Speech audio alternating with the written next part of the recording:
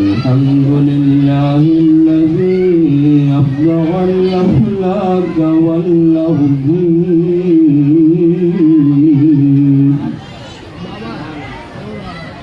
والصلاة والسلام على من كان نبيا وآدم بين الماء والطين، وعلى آله وأصحابه أجمعين. أما بعد، فأعوذ بالله من الشيطان الرجيم.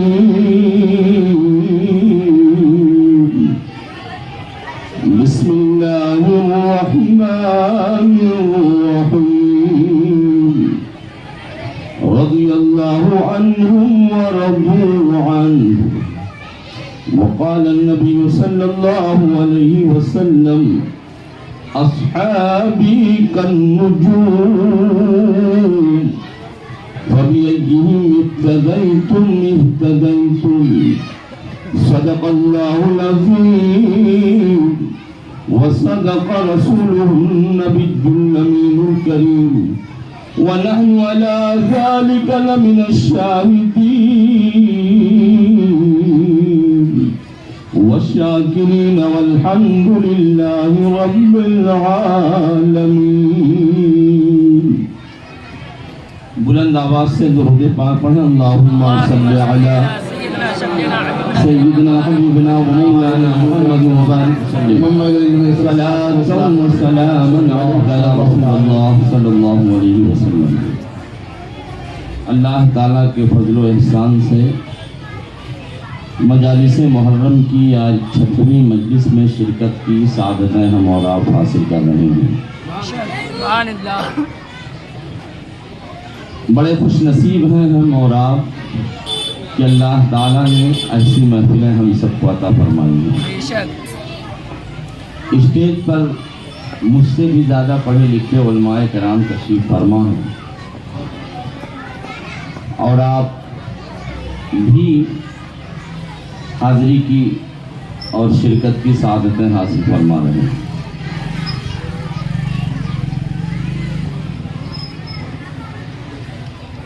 یہ ہماری جماعت کی نشانی ہے، پہچان ہے کہ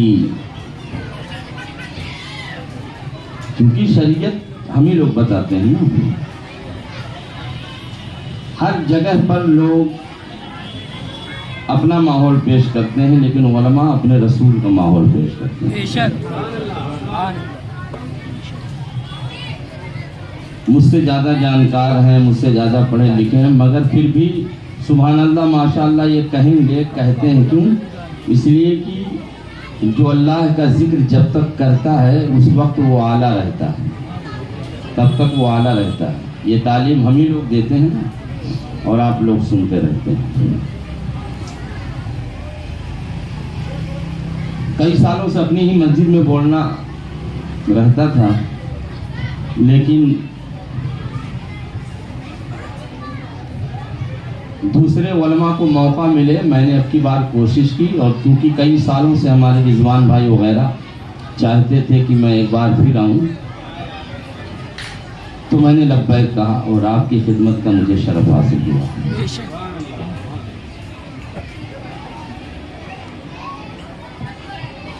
اللہ تعالیٰ ہم سب کا بیٹھنا قبول فرمائے.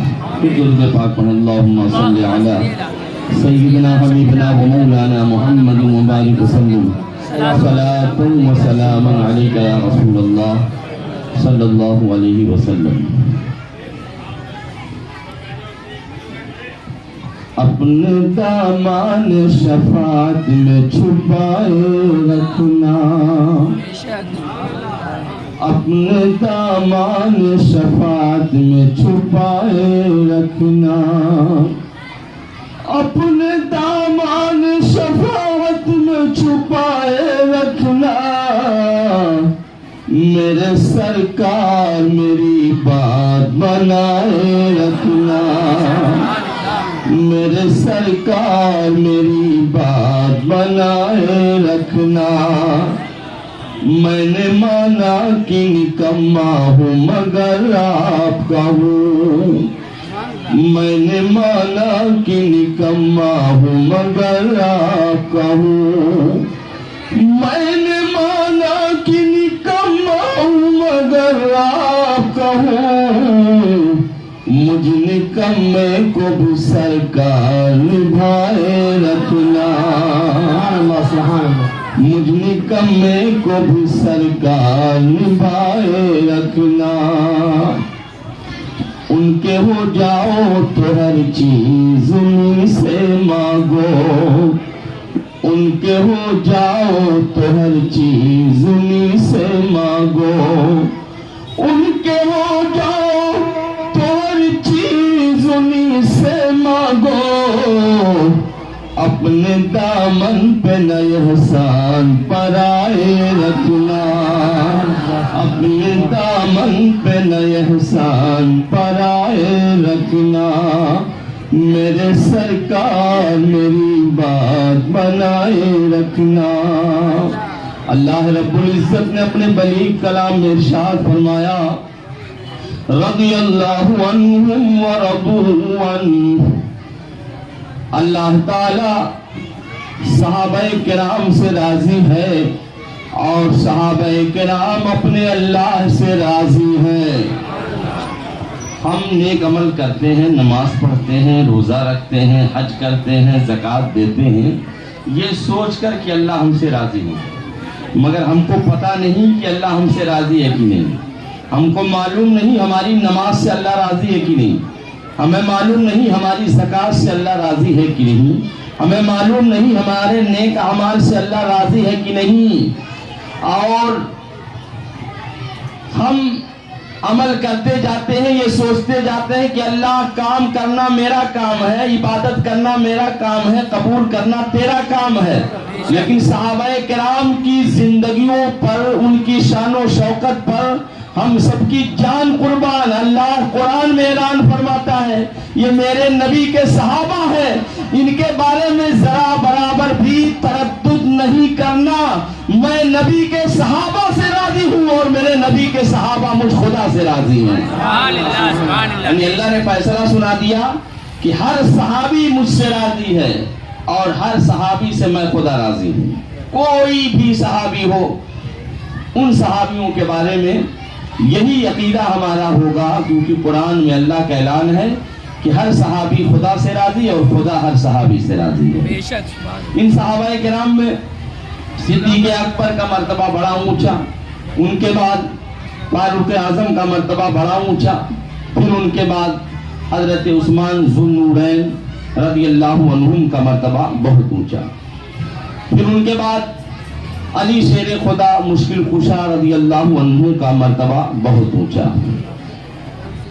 یہ اللہ تعالیٰ کا بہت بڑا کرم ہے کہ اللہ تعالیٰ نے صحابہ کرام کی محبت ہمیں عطا فرمائی ہے، کیونکہ بنا صحابہ کے محبت کے ہم جنت میں نہیں جا سکتے، جس طرح صحابہ کی محبت کے بغیر ہم جنت نہیں جا سکتے، اسی طرح سے نبی کے اہل بیت کی محبت کے بغیر بھی ہم جنت نہیں جا سکتے ہیں۔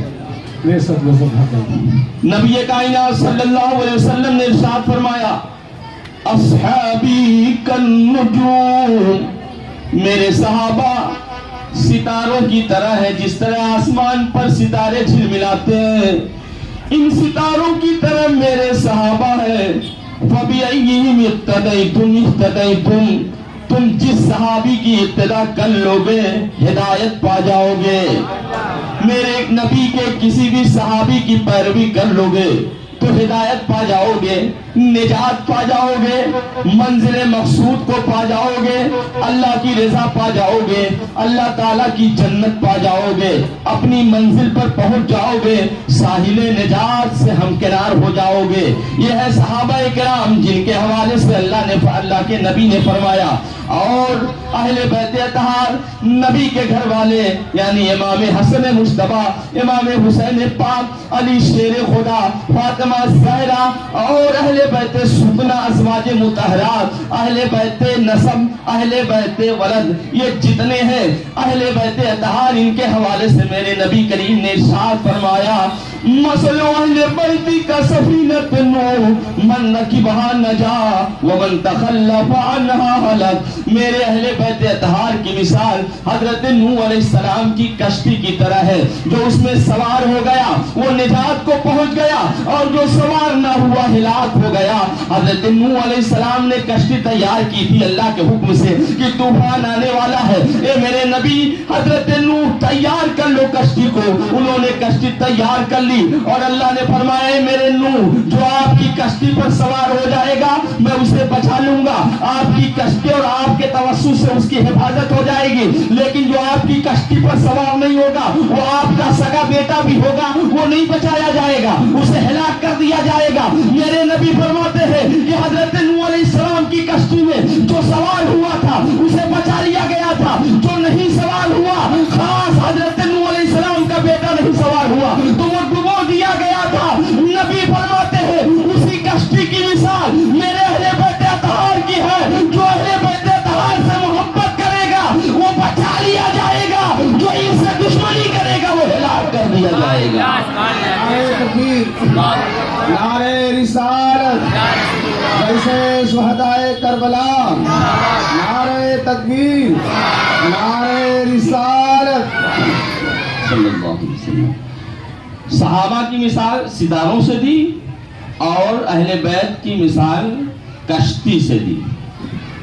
آپ نے دیکھا ہوگا رات کے سناٹے میں جب جہاز چلتا ہے، کشتی چلتی ہے، تو جو ناخدا ہوتے ہیں ملاح وہ ستاروں سے اپنا سمت سفر طے کرتے ہیں، وہ ستاروں سے سمجھتے ہیں کہ کدھر ہمیں جانا ہے کدھر نہیں جانا ہے۔ کشتی پہ سوار آپ کو کسی دوسری جانب سے بحر عرب سے بحر ہند سے حاجی علی آنا ہو رات کے سناٹے میں تو آپ کو دو چیزوں کی ضرورت ہوگی رات کے سناٹے میں، ایک تو کشتی پہ سوار ہونا ہوگا اور دوسرے ستاروں سے سمت سفر طے کرنا ہوگا۔ دونوں میں سے کسی ایک سے روگردانی کی تو ہلاک ہو جاؤ گے، ڈوب جاؤ گے۔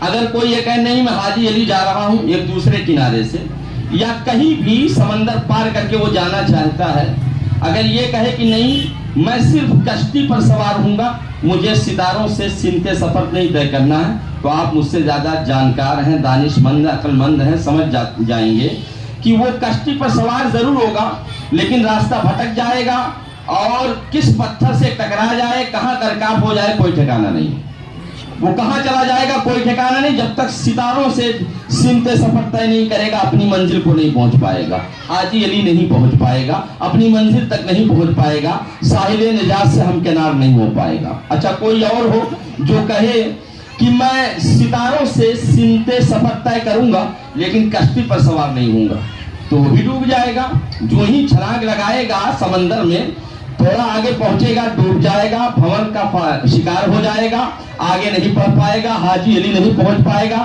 اپنی منزل کو نہیں پہنچ پائے گا۔ مطلب یہ کہ اپنی منزل کو پہنچنے کے لیے سمندر کے راستے سے دونوں چیزوں کی ضرورت ہے، ستاروں سے سمت سفر طے بھی کرنا ہوگا، کشتی میں سوار بھی ہونا ہوگا۔ نبی نے فرمایا میرے صحابہ ستاروں کی طرح ہے اور میرے اہل بیت اطہار کشتی کی طرح ہے۔ اگر تم جنت چاہتے ہو، اگر تم نجات چاہتے ہو، اگر تم اپنی منزل کو پہنچنا چاہتے ہو، ساحل نجات سے ہمکنار ہونا چاہتے ہو، تو میرے صحابہ جو ستاروں کی طرح ہے ان سے بھی تمہیں محبت کرنا ہوگا، اور میرے گھر والے جو کشتی کی طرح ہے ان میں تمہیں سواری بھی کرنی ہوگی۔ نعرہ تکبیر، نعرہ رسالت، جیسے شہدائے کربلا، نعرہ تکبیر، نعرہ رسالت۔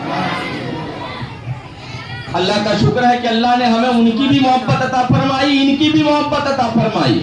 ہم یقین کے ساتھ کہتے ہیں جنت میں ہم ہی جائیں گے، کیونکہ ستاروں سے ہم نے چمک بھی لی ہے اور اہل بیت اطہار کا ہم نے سہارا بھی لیا ہے۔ اعلیٰ حضرت کی زبان میں ہم اپنے ایمان کو تازہ کریں۔ اعلیٰ حضرت فرماتے ہیں اہل سنت کا ہے بیڑا پار اصحاب حضور، اہل سنت کا ہے بیڑا پار اصحاب حضور، نجم ہے اور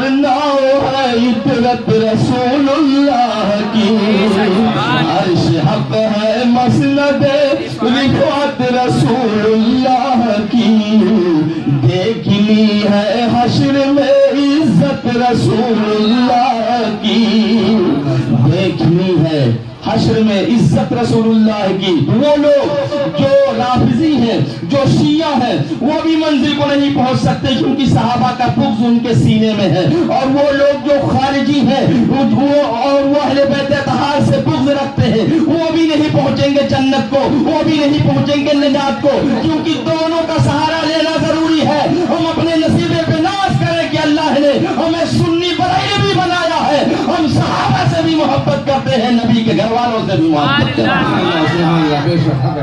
ان تمام صحابہ کرام میں حضرت سیدنا عثمان غنی رضی اللہ عنہ کا مرتبہ بہت اونچا ہے۔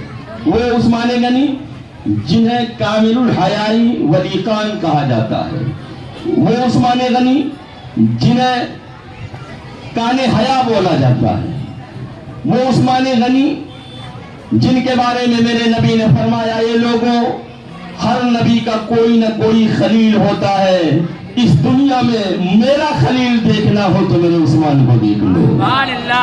یہ لوگوں جنت میں ہر نبی کا کوئی نہ کوئی خاص رفیق ہوگا، اگر میرا جنتی رفیق دیکھنا ہو تو میرے داماد عثمان غنی کو دیکھ لو۔ حضرت عثمان غنی میرے نبی نے ایک کے بعد دیگرے اپنی 2 بیٹیوں کا نکاح حضرت عثمان غنی سے فرمایا، ایک حضرت رقیہ کا، ان کے وصال کے بعد حضرت ام کلثوم کا۔ دنیا میں بڑے بڑے نبی آئے، انبیاء کرام کی اولادیں پیدا ہوئیں، اور انبیاء کرام نے اپنی اولادوں کی شادیاں بھی کی، نکاح بھی کیا، اپنا کسی کو داماد بھی بنایا۔ بڑے خوش نصیب وہ ہیں جن کو نبیوں نے اپنا داماد بنایا، اور بہت خوش نصیب وہ ہیں جن کو میرے نبی نے اپنا داماد بنایا۔ حضرت علی بھی داماد مصطفیٰ ہیں، حضرت عثمان غنی بھی داماد مصطفیٰ ہیں، لیکن دونوں میں فرق ہے۔ حضرت علی کو نبی کی ایک بیٹی حاصل ہوئی، لیکن عثمان غنی کو ایک کے بعد دیگرے نبی کی 2 بیٹیاں حاصل ہوئی۔ حضرت علی فرماتے ہیں، جب ام کلثوم کا نکاح میرے نبی نے حضرت عثمان غنی سے فرمایا تو خوش ہو کر فرمایا، یہ لوگوں میری 2 بیٹیاں تھیں، یہ باقی اسے 4 بیٹیاں ہیں میرے مصطفیٰ کی، اگر میرے پاس 40 بیٹیاں بھی ہوتی، یہ کے بعد دیگرے ایک کے اس دنیا سے چلے جانے کے بعد یہ کے بعد دیگرے 40 بیٹیوں کو میں عثمان غنی کے حوالے کر دیتا، عثمان غنی کے نکاح میں عطا فرما دیتا۔ اسی لیے آپ کو ذوالنورین کہا جاتا ہے کہ حضور نے اپنا 2 نور، کیونکہ میرے نبی کی اولاد نور ہے، میرے نبی نور علی نور، ان کی اولاد کو نور کہا جاتا ہے۔ ارے ہم کہاں یہ سبق بھول سکتے ہیں، اعلیٰ حضرت نے بار بار پڑھایا ہے، تیری نسل پاک میں ہے بچہ بچہ نور کا، تیری نسل پاک میں ہے بچہ بچہ نور کا، تو ہے نور تیرا سب گھرانہ نور کا، صبح طیبہ میں ہوئی بٹتا ہے بارہ نور کا، صدقہ لینے نور کا آیا ہے تارا نور کا۔ اب جب میرے نبی نے 2 نور عطا فرما کر حضرت عثمان غنی کو ذوالنورین بنا دیا تو اعلیٰ حضرت رضی اللہ عنہ گنگنانے لگے، ان کی زبان پر ہم سارے سنی مسلمان گنگنانے لگے کہ نور کی سرکار سے پایا 2 شالہ نور کا، وہ مبارک تجھ کو ذوالنورین جوڑا نور کا، وہ مبارک تجھ کو ذوالنورین جوڑا نور کا۔ 15 سال پہلے میں آپ کی بارگاہ میں تقریر کے لیے آیا تھا، میں وہ ماحول اب کی بار آپ کا نہیں دیکھ رہا ہوں، وہ ماحول مجھے نہیں مل رہا ہے۔ ہو سکتا ہے وہ لوگ گاؤں چلے گئے ہوں جو 15 سال پہلے محفل میں بیٹھے تھے۔ بہرصورت چونکہ محرم کی تقریریں ہیں اور ہر عالم کی شان ہوتی ہے، ہمارے حضرت جہاں جاتے ہوں گے وہ چاہتے ہوں گے، جہاں بھی تقریر بولنے جاتے ہیں ان کی خواہش ہوتی ہوگی کہ جو میں بولتا ہوں لوگ سنیں، اس پر داد دیں۔ مجمع والے بھی داد دیں، اسٹیج والے بھی داد دیں. بے شک. کیوں؟ اس لیے کہ داد نہیں دیں گے تو لوگوں کو سمجھ میں بات نہیں آئے. یہ ہمارے علماء کرام ہیں، یہ کبھی کسی کو گراتے نہیں بلکہ اٹھاتے ہیں. عالم کی شان یہی ہے، حافظ کی شان یہی ہے کہ وہ یہ نہیں دیکھیں کہ بولنے والا چھوٹا ہے، یوں دیکھیں کہ جس کی بولی جا رہی ہے وہ بہت بڑا ہے، بے شک. جس کا ذکر کیا جا رہا ہے وہ بہت بڑا ہے، اور ان کے ذکر سے ہمیں کامیاب ہونا ہوگا. یہی وجہ ہے کہ داد دی جاتی ہے کہ بولنے والا تھک نہ جائے، بولتا جائے اور اپنے رب کا ذکر سناتا جائے. سناتے رہو اور یہ کہتے رہو، انہیں جانا انہیں مانا، نہ رکھا غیر سے کام، للہ الحمد میں دنیا سے مسلمان ہوں. نعرہ تکبیر، تکبیر، نعرہ رسالت، مسلک اعلی حضرت، شہداء کربلا، آنکھوں کی ٹھنڈک، دل کا چین، لبیک یا حسین. اللہ تعالیٰ قوت حیدری کا صدقہ عطا فرمائے. آمین بجاہ سید المرسلین صلی اللہ علیہ وسلم. حضرت عثمان غنی رضی اللہ عنہ، جن کے حوالے سے میرے مصطفیٰ گرامی وقار صلی اللہ علیہ وسلم نے فرمایا کہ میری امت میں سب سے بڑا حیادار کسی کو دیکھنا ہے تو عثمان غنی کو دیکھ لے. میری امت میں سب سے بڑا حیا والا انسان عثمان غنی ہے. حضرت عثمان غنی رضی اللہ عنہ، حضرت فاروق اعظم رضی اللہ عنہ اور حضرت صدیق اکبر رضی اللہ عنہ میرے نبی صلی اللہ علیہ وسلم کی معیت اور رفاقت میں ان کے ساتھ ہیں. حضور انہیں لے کر کے احد پہاڑ پر چڑھ جاتے ہیں. بار نبوت کو کوئی برداشت کر سکتا ہے جب تک نبی نہ چاہیں؟ احد پہاڑ پر زلزلہ آ جاتا ہے، ہلنے لگتا ہے، احد پہاڑ کانپنے لگتا ہے. میرے نبی نے فرمایا اسبت احد ما علیکا الا نبی او صدیقون او شہیدان. اے احد پہاڑ ٹھہر جا، زلزلہ کیوں دے رہا ہے، کانپ کیوں رہا ہے، ہل کیوں رہا ہے؟ تجھ پر تو صرف ایک نبی سوار ہے، ایک صدیق سوار ہے اور 2 شہید سوار ہیں. یعنی سبق دے دیا میرے نبی نے، اشارہ دے دیا کہ میں نبی ہوں اور ابو بکر صدیق ہے اور عمر فاروق اعظم اور عثمان غنی وہ ہیں جنہیں شہادت کا جام پینے کا موقع ملے گا. اور تاریخ کہتی ہے عمر فاروق، کل آپ نے سنا بھی شہید کیا گیا حضرت عمر فاروق اعظم کو، اور حضرت عثمان غنی کو بھی شہید کیا گیا.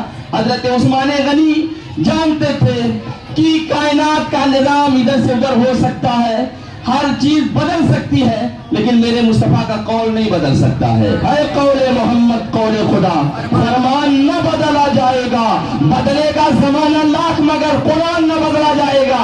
عثمان غنی جان رہے تھے میرے نبی نے مجھ کو شہید کہا ہے تو میری موت شہادت پر ہی آئے گی، اس منصب پر فائز ہو کر کے آئے گی. وہ عثمان غنی رضی اللہ تعالیٰ عنہ جنہیں ان کی شہادت کی خبر اپنے حیات ظاہری میں میرے مصطفیٰ نے عطا فرمائی تھی، اور ان پر جتنی مصیبتیں آنے والی تھی اس کی بھی خبر میرے نبی نے عثمان غنی کو بھی دی تھی اور سارے صحابہ کو عطا فرمائی تھی.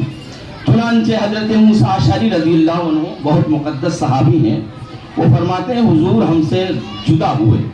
صحابہ کی یہ شان رہتی تھی کہ حضور جب جدا ہوتے تھے تو سارا کام چھوڑ کر حضور کو ڈھونڈا کرتے تھے کہ حضور سے مل لیں.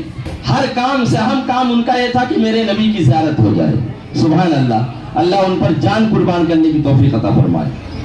فرماتے ہیں میرے نبی ہم سے جدا ہوئے، میں ان کے تلاش میں نکلا، پھر میرے نبی جس راستے سے گزرے تھے ان کے پسینے کی خوشبو کا احساس ہوا. صحابہ کرام جب حضور سے ملنا چاہتے کہ کہاں گئے حضور تو کسی سے پتہ نہیں پوچھتے تھے. ہمارے نبی جس راستے سے گزرتے تھے اس راستے کی گلیاں گواہی دیتی تھی کہ اسی راستے سے میرے نبی گزرے ہیں، کیونکہ ان کے پسینے کی خوشبو سے گلیاں معطر ہو جایا کرتی تھی. اور جب تک خوشبو باقی رہتی صحابہ چلتے رہتے، اور جہاں خوشبو ختم ہو جاتی صحابہ ٹھہر جاتے، سمجھ جاتے کہ میرے نبی یہیں کہیں موجود ہوں گے. اگر آگے گئے ہوتے تو خوشبو آگے رہتی. اعلیٰ حضرت اس حدیث کا بھی ترجمہ کرتے ہیں، ان کی مہک نے دل کے غنچے کھلا دیے ہیں، ان کی مہک نے دل کے غنچے کھلا دیے ہیں، جس راہ چل گئے ہیں کوچے بسا دیے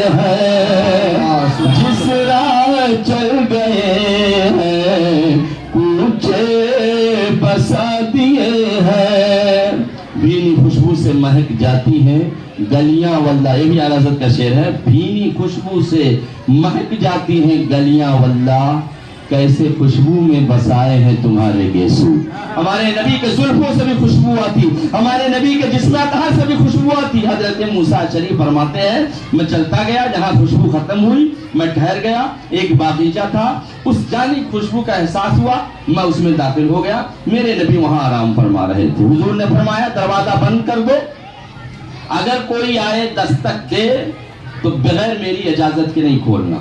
चुनांचे चंद लम्हा के बाद किसी शख्स ने दस्तक दी, दरवाजा खटखटाया, हुजूर ने फरमाया, अब हुजूर को तो सब खबर है ना कि कौन आ रहा है कौन जा रहा है, फरमाया जो आ रहा है उसके लिए, फरमाया मेरे नबी ने इफ्ताह लहू व बश्शिरहू बिल जन्ना, ए मेरे मूसा अशअरी दरवाजे पर जो आए हैं, दरवाजा खटखटा रहे हैं, उनके लिए दरवाजा खोल दो और उन्हें जन्नत की बशारत सुना दो। फरमाते मैंने दरवाजा खोला तो आने वाले कोई और नहीं थे बल्कि नबियों के बाद सारे लोगों में सबसे बड़ा मर्तबा रखने वाले हजरत सिद्दीक अकबर थे। मैंने अर्ज किया कि हुजूर ने आपको जन्नत की बशारत अता की है। सिद्दीक अकबर खुश हो गए कि हुजूर ने जन्नत की बशारत अता की है। दरवाजा बंद कर दिया गया। चंद लम्हा के बाद फिर किसी ने दस्तक दी, दरवाजा खटखटाया, हुजूर ने फरमाया इफ्ताह लहू व बश्शिरहू बिल जन्ना, ए लोगों, ए मेरे मूसा शरीफ दरवाजे पर जो आए हैं जाओ उनके लिए दरवाजा खोल दो और उन्हें भी जन्नत की बशारत अता कर दो। दरवाजा खोला गया तो आने वाले कोई और नहीं थे, नबियों के बाद सिद्दीक अकबर के बाद पूरी कायनात में सबसे बड़ा मर्तबा रखने वाले हजरत फारूक आजम थे। दरवाजा खोल कर अर्ज करते हैं मेरे नबी ने फारूक आजम आपको जन्नत की बशारत अता फरमाई है। कितने खुश नसीब थे वो सहाबा कि मेरे नबी दुनिया ही में जन्नत की बशारत अता कर रहे हैं। जिधर जिधर भी गए वह करम ही करते गए, जिधर जिधर भी गए वह करम ही करते गए, किसी ने मांगा न मांगा वो झोली भरते गए, किसी ने मांगा न मांगा वो झोली भरते गए। दरवाजा बंद कर दिया गया, फारूक आजम बारगाह नबी में हाजिर हो गए। फिर थोड़ी देर के बाद दस्तक की आवाज आई, दरवाजा खटखटाया गया। नबी कायनात ने फरमाया ये मूसा शरीफ दरवाजे पर चले जाओ, इफ्ताह लहू व बश्शिरहू बिल जन्ना अला बलवा तुसीबहू, ए मूसा शरीफ जो तीसरी बार आए हुए हैं जाओ उन्हें भी उनके लिए दरवाजा खोल दो और उन्हें जन्नत की खुशखबरी इस बात पर सुना दो कि उन पर बहुत बड़ी मुसीबत आने वाली है। हजरत मूसा शरीफ गए, दरवाजा खोलते हैं तो आने वाले कोई और नहीं थे बल्कि हजरत उस्मान गनी रज़ी अल्लाह अन्हु थे। दरवाजा खोला और फरमाया कि हुजूर ने आपको जन्नत की बशारत अता की है इस बात पर कि आपको आजमाइशों में मुब्तला किया जाएगा, आपको परवाई शहीद कर देंगे। तो हजरत उस्मान गनी ने अर्ज किया अल्लाहुल मुस्तआन, उस वक्त अल्लाह मेरी मदद फरमाएगा। हजरत उस्मान गनी रज़ियल्लाहु अन्हु वो हैं जिन्हें दुनिया में अल्लाह ताला ने जन्नत की बशारत अता फरमाई। बिरादरान इस्लाम, हजरत उस्मान गनी रज़ियल्लाहु ताला अन्हु हुजूर पाक सल्लल्लाहु अलैहि वसल्लम की कदर करते और हजरत रसूल गिरामी वक़ार हजरत उस्मान गनी का लिहाज फरमाया करते थे। हजरत आयशा सिद्दीक़ा फरमाती हैं कि एक मरतबा हुजूर आराम फरमा रहे थे अपने हुजरे पाक में, सिद्दीक़ अकबर आए, दस्तक दी, पूछा कौन? कहा सिद्दीक। आप आराम कर रहे थे और रान से कपड़ा हटा हुआ था, बदस्तूर लेटे रहे। सिद्दीक अकबर को बुला लिया, वो हाजिर खिदमत हो गए। फिर फारूक आजम आए, कहा कौन? कहा फारूक आजम। आप बदस्तूर लेटे रहे, रान से कपड़ा हटा हुआ था मगर आपने दुरुस्त नहीं किया।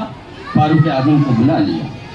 फिर कुछ देर के बाद उस्मान गनी आए, पूछा कौन? कहा मैं उस्मान ज़ुन्नूरैन, मेरे नबी ठहरे रहे, बैठ जाते हैं, कपड़ा दुरुस्त करते हैं, फिर फरमाते उस्मान आ जाओ। हजरत उस्मान आए, खिदमत की चले गए। फारूक आजम ने खिदमत की चले गए, सिद्दीक़ अकबर ने खिदमत की चले गए। हजरत आयशा सिद्दीक़ा ने बाद में पूछा یا رسول اللہ میرے ابو جان آئے، بدستور آپ لیٹے رہے، حضرت فاروق اعظم آئے، بدستور آپ لیٹے رہے، لیکن حضرت عثمان غنی آئے تب تک آنے کی آپ نے اجازت نہیں دی جب تک آپ بیٹھ نہیں گئے، آپ نے کپڑا درست نہیں کیا۔ تو میرے نبی نے فرمایا میری عائشہ کیا میں اس عثمان سے حیا نہ کروں جس عثمان سے اللہ کے فرشتے بھی حیا کرتے ہیں؟ اسی لیے عثمان غنی کو کان حیا کہتے ہیں، کامل الحیاء والایقان بولا جاتا ہے، کامل حیا والے ہیں حضرت عثمان غنی رضی اللہ تعالی عنہ۔ حضرت عثمان غنی رضی اللہ تعالی عنہ جنہوں نے اسلام پر بڑا احسان کیا۔ جب میرے نبی نے فرمایا کہ مسجد نبوی کے لیے زمین خریدنی ہے، کون ہے جو چندہ دے گا؟ تو حضرت عثمان غنی کھڑے ہو گئے، یا رسول اللہ کسی سے لینے کی ضرورت نہیں، عثمان کا مال و زر حاضر ہے، آپ کے قدموں پر راہ خدا میں جتنے پیسوں کی ضرورت ہے مسجد نبوی کے لیے عثمان اپنا مال قربان کرتا ہے۔ حضرت عثمان غنی رضی اللہ تعالی عنہ جو اپنی مرضی سے اپنے لیے جب خرچ کرتے تھے تو معمولی خرچ کرتے تھے، کہتے تھے کہیں فضول خرچی نہ ہو جائے، اور جب میرے نبی کا نام آ جاتا تھا اتنا خرچ کرتے تھے، اتنا خرچ کرتے تھے کہ دنیا حیران ہو جایا کرتی تھی۔ ایک شخص بارگاہ رسول میں حاضر ہوا، عرض کرتا ہے یا رسول اللہ صلی اللہ علیہ وسلم مجھے بہت ضرورت ہے درہم و دینار کی، مال و زر کی، میں بہت تنگ دست ہوں اور بڑا کام درپیش ہو گیا، میرے نبی آپ عطا فرما دیں کچھ۔ میرے نبی نے فرمایا جاؤ میرے عثمان سے کہہ دینا میرا نام لوگے میرا عثمان تمہیں عطا فرما دے گا۔ وہ گئے، جب گئے تو دروازے سے باہر اندر کی آواز آئی کہ حضرت عثمان غنی اپنے ایک غلام کو اس بات پر ڈانٹ رہے تھے کہ دال میں نمک تم نے زیادہ ڈال دیا، اگر کم ڈالتے تو کل کو نمک وہ کام آ جاتا۔ الٹی قدم واپس آ گئے، یا رسول اللہ صلی اللہ علیہ وسلم آپ عطا فرما دیں۔ میرے عثمان کی بارگاہ میں گئے، کہاں گیا تھا، مدعا پیش کر دیا، کہا جاؤ۔ پھر یہ آئے، دوسرے دن جب آئے تو عثمان غنی اپنے غلام کو اس بات پر ڈانٹ رہے تھے کہ اس نے اپنے چراغ کی بتی کی لو کو بڑھا دیا، فرمایا اگر بتی کی لو کم ہوتی تو تیل کم جلتا، کل کو کم آ جاتا۔ انہوں نے سوچا جو تھوڑا تیل جل جانے پر اپنے غلام کو ڈانٹ رہے ہوں، جو نمک زیادہ دال میں پڑ جائے کل کو کام آ جائے اس لیے نہ ڈالو ڈانٹ رہے ہوں، وہ مجھ کو کیا دے سکتے ہیں، وہ مجھے مالا مال کیسے کر سکتے؟ واپس آ گئے۔ میرے نبی نے فرمایا گئے تھے، کہاں گیا تھا، مگر ایسی ایسی بات دیکھی تو میں واپس چلا آیا، مجھ کو کیا دیں گے جب تھوڑا تیل جل جانے پر وہ برہم ہو جاتے ہیں۔ فرمایا کہ جاؤ عثمان غنی سے مانگو، میرا نام بتا دو، میرے عثمان کو تم نہیں جانتے ہو۔ عثمان غنی کی بارگاہ میں تیسری بار جب حاضر ہوئے، حضرت عثمان غنی کو سلام عرض کیا اور عرض کیا میرے مصطفیٰ نے مجھ کو بھیجا ہے۔ کس لیے بھیجا ہے میرے آقا نے؟ تاکہ تم میری حاجت پوری کرنے کے لیے مجھے مال و زر سے نواز دو۔ حضرت عثمان غنی جب نبی کا نام سنتے ہیں مچل جاتے، میرے آقا نے بھیجا ہے، میرے مصطفیٰ نے بھیجا ہے، میرے داتا نے بھیجا ہے، میرے مولا نے بھیجا ہے۔ پکڑ لیا اس صحابی کو اور پکڑنے کے بعد خزانے میں لے کر آئے، کہا یہ دیکھو عثمان کا خزانہ ہے، میں دیکھنے نہیں جاؤں گا، جتنا چاہو تم اٹھا لے جاؤ، اپنی جھولیاں بھر لو، لے کر چلے جاؤ۔ وہ جھولیاں بھرتا جاتا تھا، سوچتا جاتا تھا۔ ایک دن آیا نمک زیادہ پڑنے پہ ڈانٹ رہے تھے، ایک دن آیا تو تیل زیادہ جل جانے پہ ڈانٹ رہے تھے، آج مجھ کو حوالہ دے دیا، مجھ کو خزانہ دے دیا، جو چاہو لے کر جاؤ۔ آخر اس میں کیا راز پوشیدہ ہے؟ پہلے تو ڈانٹ رہے تھے، آج میں آ گیا ہوں، نبی کا نام لیتا ہوں تو مجھے دیتے جا رہے ہیں، دیکھنے بھی نہیں آ رہے ہیں۔ عثمان غنی روشن ضمیر ہے، سمجھ گئے کہ یہ کیا سوچ رہا ہے۔ فرمایا اے اللہ کے نبی کے صحابی، 2 مرتبہ تم آئے، تیل زیادہ جلا، میں نے فضول خرچی سمجھی کیونکہ میری ذات پر خرچ ہوا تھا، نمک زیادہ چڑھا تو میں نے فضول خرچی سمجھی کیونکہ میری ذات پر خرچ ہوا تھا، لیکن آج تم کو میرے نبی نے بھیجا ہے، یہ میرا جو کچھ ہے میرے مصطفیٰ کا ہے، میرے نبی پر میرے مال بھی قربان، میرے ماں باپ بھی قربان، میری جان بھی قربان ہے۔ نعرہ تکبیر، نعرہ رسالت، جیسے شہدائے کربلا، نعرہ تکبیر، نعرہ رسالت۔ کروں تیرے نام پہ جاں فدا، نہ بس ایک جاں 2 جہاں فدا۔ اعلیٰ حضرت کا شعر ہے، اعلیٰ حضرت کا شعر پڑھو، حدیثیں سمجھ میں آنے لگیں گی۔ کروں تیرے نام پہ جا فدا نہ بس ایک جا دو جہاں فدا، دو جہاں سے بھی نہیں جی بھرا، کروں کیا کروڑوں جہاں نہیں۔ حضرت عثمان غنی ہمیشہ حضور پاک صلی اللہ علیہ وسلم کی آواز سنتے تھے اور لبیک کہتے تھے، اور اس طاق میں لگے رہتے تھے کہ میرے نبی کو کب کیا ضرورت ہو جائے عثمان بارگاہ نبی میں سامان لے کر حاضر ہو جائے۔ چنانچہ جیش اسرا کے موقع پر، جب جنگ تبوک کے موقع پر، چونکہ مسلمان قحط سالی کا شکار ہو گئے تھے، قحط سالی سے پریشان تھے، تنگ دست ہو گئے تھے، کھانے پینے کی چیز نہیں تھی، لوگ پتے کھایا کرتے تھے۔ اب اسلام کی راہ میں جہاد کرنا ہے، مال و زر کی بھی ضرورت ہے، کھانے پینے کی بھی چیز کی ضرورت ہے، جانوروں کی بھی ضرورت ہے، سامان حرب و زر کی بھی ضرورت ہے، تلواروں تیر و کمان کی بھی ضرورت ہے۔ کھانے کی چیز مہیا نہیں تو تیر و کمان کہاں سے آئیں گے؟ آپ نے صحابہ کو اکٹھا فرمایا اور ارشاد فرمایا، کون ہے اللہ کی راہ میں جو چندہ دے؟ کون ہے جو اسلام کی راہ میں اپنا مال و زر قربان کرے، پیش کرے؟ حضرت عثمان غنی کھڑے ہو گئے، عرض کرتے ہیں یا رسول اللہ صلی اللہ علیہ وسلم، میں عثمان غنی راہ خدا میں آپ کی محبت میں 100 اونٹ ماں ساز و سامان کے پیش کرتا ہوں۔ ایک مرغا ہم لوگ اگر مدرسے مسجد میں دینا چاہیں نا تو حالت دیگر کیوں ہونے لگتی ہے، 200 روپیہ کا مرغا چلا جائے گا۔ ہمارے قریش بھائی روزانہ پکارتے رہتے ہیں، یہ مجلس منعقد ہوتی ہے آپ کے لیے، محبوبان خدا کی محبت میں لاؤ چندہ دو، تو دیکھو بڑی مشکل سے کچھ لوگ لے کر آتے ہیں، وہ بڑی محنتیں کرتے ہیں، لیکن آج میں چندہ نہیں کرنے جا رہا ہوں، ذہن دے رہا ہوں، پرسوں انشاءاللہ جب چندہ ہوگا تو آپ لوگ ضرور آگے آئیے گا، اور جو بھی دینا ہمارے قریش بھائی کو دیتے رہیے گا۔ یہ چندہ کرنے، چندہ لینے اور دینے کی ادا نئی نہیں ہے، یہ ریت نہیں ہے، بہت پرانی ہے۔ میرے نبی نے فرمایا کون چندہ دے گا؟ عثمان غنی کھڑے ہو گئے، عرض کرتے 100 اونٹ ماں ساز و سامان کے دیتا ہوں، ایک ایک اونٹ کی بڑی قیمت ہوتی ہے۔ آپ نے قبول فرمایا، پھر کھڑے ہو گئے، کون ہے جو اور دیتا ہے؟ عثمان غنی پھر کھڑے ہو گئے، 200 اونٹ ماں ساز و سامان کے دیتا ہوں۔ آپ خوش ہو گئے، پھر کھڑے ہو گئے، کون ہے جو چندہ دیتا ہے؟ 300 اونٹ ماں ساز و سامان کے دے رہا ہوں۔ میرے نبی خوش ہو گئے۔ ایک روایت کہتی ہے ایک بات دیگر ہے، عثمان غنی کھڑے ہوتے گئے، اعلان کرتے رہے، یہاں تک کہ انہوں نے اس موقع پر عرض کیا یا رسول اللہ 1000 اونٹ ماں ساز و سامان کا اللہ کی راہ میں پیش کرتا ہوں۔ اور اس کے بعد 1000 دینار بھی آپ لے کر آئے تھے۔ درہم ہوتا ہے چاندی کا سکہ اور دینار ہوتا ہے سونے کا سکہ۔ 1000 سونے کا سکہ، چاندی کی انگوٹھی مدرسہ اور مسجد میں دینا ہو تو اگر ہمارا دل کہے بھی تو ہمارے گھر کے بہت سارے لوگوں کی روح کانپ جاتی ہے، ارے انگوٹھی کام آتی ہے، آج کل سونا چاندی کا دام بڑھ رہا ہے، بیچیں گے بڑا پیسہ آ جائے گا، لیکن حضرت عثمان غنی نے 1000 دینار دے دیا۔ حدیث پاک میں آتا ہے میرے مصطفیٰ نے 1000 اونٹ کو بھی قبول کیا، ساز و سامان کو بھی قبول کیا، اور درہم اور دینار کو پلٹتے جاتے تھے، کہتے جاتے تھے آج کے بعد عثمان غنی کا کوئی عمل انہیں نقصان نہیں پہنچائے گا، یعنی کوئی ایسا عمل کریں گے ہی نہیں جو انہیں نقصان پہنچائے۔ یا یہ مطلب ہے کہ عثمان غنی اگر نفل اور مستحب کام کرے بھی نہ تو ان کے مرتبے میں کوئی کمی نہیں ہو سکتی ہے۔ آج اللہ بھی ان سے راضی ہے، رسول اللہ بھی ان سے راضی ہے۔ نعرہ تکبیر، نعرہ رسالت، ایسے شہدائے کربلا، نعرہ تکبیر، نعرہ رسالت۔ حضرت امیر معاویہ کی بارگاہ میں بھی مجھے حاضری دینی تھی، لیکن میں چاہتا ہوں جستا جستا کہ ان کی بارگاہ میں بھی پہنچ کر ان کا شرف حاصل کر لیا جائے۔ آخری بات ہے کہ بیر روما کا نام آپ نے سنا ہے نا؟ بیر روما کو بیر عثمان بھی کہا جاتا ہے۔ جب مدینہ شریف میں مکہ سے ہجرت کر کے صحابہ کرام آئے تو پانی کی قلت تھی، ایک میٹھا کنواں تھا جو میلوں دور تھا، یہودی کا تھا، اسی کنویں کا پانی میٹھا تھا لیکن وہ پیسہ دے کر بیچتا تھا، بغیر پیسے کے، بغیر قیمت کے ایک گھونٹ پانی نہیں دیتا تھا۔ تنگ دستی کا شکار تھے صحابہ۔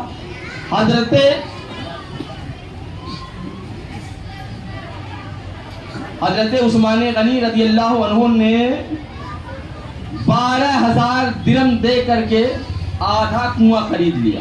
آدھا کنواں خریدنے کا مطلب ہے کہ ایک دن کنواں تمہارا رہے گا، ایک دن میرا رہے گا۔ صحابہ کرام کو اجازت ہو گئی کہ اس کنویں سے پانی آپ ایک دن پیو۔ صحابہ پیتے بھی تھے اور دوسرے دن کا پانی بھر کر لاتے بھی، کیونکہ ایک دن کے لیے کنواں چاہے جتنا پانی نکالو۔ یہودی نے سوچا کہ اب خاطر خواہ آمدنی نہیں ہو رہی ہے، سب تو پانی بھر کر لے ہی جا رہے ہیں، تو اس نے بلا کر کے 8,000 درہم اور لے کر کے عثمان غنی کو پورا کنواں کر دیا، پیش کر دیا تھا۔ عثمان غنی نے پورا پیر روما خرید کر کے مسلمانوں کے حوالے کر دیا، اللہ کی راہ میں وقف کر دیا۔ مسلمان پانی اس سے پیتے تھے، لیکن بڑے افسوس کا مقام ہے، جس عثمان غنی نے مسلمانوں کی پیاس بجھانے کے لیے پیر روما کو خرید کر کے وقف کر دیا تھا، 40 دنوں تک آپ پر پانی بند کر دیا گیا تھا۔ 12 سالوں تک آپ مسلمانوں کے بادشاہ، مسلمانوں کے امیر رہے، امیر المومنین رہے۔ 6 سالوں میں کوئی بھی آپ کے بارے میں کوئی شکایت نہیں کر پایا، لیکن چند حکمرانوں اور چند گورنروں کی وجہ سے، ان کی غلطی کی وجہ سے شکایتیں ہوئیں۔ پھر یہ لمبی تفصیل ہے، اس تفصیل میں جانے کا موقع ہی نہیں ہے، اور اگر چاہیں آپ میری تقریر یا علماء کی تقریر کے ذریعے سے یوٹیوب وغیرہ میں دیکھ سکتے ہیں۔ اس حضرت عثمان غنی رضی اللہ تعالیٰ عنہ نے اللہ کی راہ میں محنتیں کی، اور ان کے دورہ خلافت میں بہت سارے حصے کائنات کے، دنیا کے اسلامی حکومت میں آئے۔ بڑا احسان عثمان غنی نے کیا تھا، لیکن بلوائیوں نے آپ کے گھر کا محاصرہ کر لیا تھا۔ 40 دنوں تک پانی کھانا آپ پر بند کیا گیا تھا۔ 40 دنوں تک جس عثمان غنی نے لوگوں کی پیاس بجھانے کے لیے پورا کنواں خرید دیا تھا، آج ان پر پانی بند ہے، محاصرہ کر لیا تھا بلوائیوں نے۔ المختصر حضرت علی شیر خدا کو جب یہ معلوم ہو گیا کہ بلوائی شہید کر دیں گے عثمان غنی کو، تو آپ نے اپنے بیٹے امام حسن کو اور اپنے بیٹے امام حسین کو حکم دیا کہ جاؤ دروازے پہ کھڑے رہنا اور عثمان غنی کو کوئی گزن پہنچنے نہ دینا۔ اور حضرت زبیر نے بھی اپنے بیٹے کو بھیجا، حضرت طلحہ نے بھی بھیجا۔ بڑے بڑے اجلہ صحابہ کرام اہل ایمان پہرا دے رہے تھے کہ عثمان غنی کو کوئی تکلیف نہ پہنچنے پائے، لیکن بلوائی پیچھے سے کسی گھر کے سہارے سے اندر داخل ہو جاتے ہیں، حضرت عثمان غنی رضی اللہ عنہ کو شہید کر دیتے ہیں۔ آپ اس وقت قرآن کی تلاوت کر رہے تھے، آپ کے جسم اطہر کا پہلا خون کا قطرہ جب گرتا ہے تو قرآن پاک کے پہلے پارہ کے آخری صفحہ کی اس آیت کریمہ پر گرتا ہے، فَسَيَكْفِيكَهُمُ اللَّهُ وَهُوَ السَّمِيعُ الْعَلِيمُ۔ آپ شہید ہو جاتے ہیں، اِنَّا لِلَّهِ وَإِنَّا إِلَيْهِ رَاجِعُونَ۔ حضرت علی کو جب آپ کی شہادت کی خبر ملتی ہے تو برہم ہو جاتے ہیں، بھاگے بھاگے آتے ہیں، اور آپ نے اپنے بیٹے امام حسن کو تماچا مارا، اپنے بیٹے امام حسین کو گھوسا مارا، اور فرمایا کیفا قتل امیر المومنین وانتم علی الباب۔ جب تم لوگ دروازے پر تھے تو امیر المومنین کو کیسے قتل کر دیا گیا؟ جب تم لوگ دروازے پہ موجود تھے تو امیر المومنین کو شہید کیسے کر دیا گیا؟ حضرت امام حسن اور حسین نے جواب دیا، میرے آقا،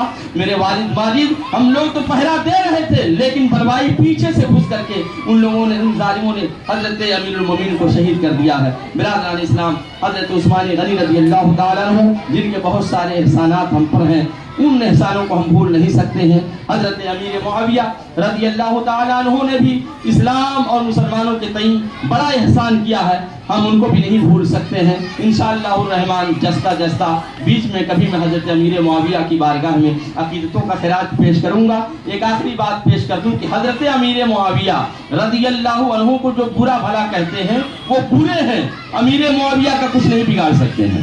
کسی صحابی کو برا کہنے والا خود برا ہے، ان کا کچھ نہیں بگاڑ سکتا ہے۔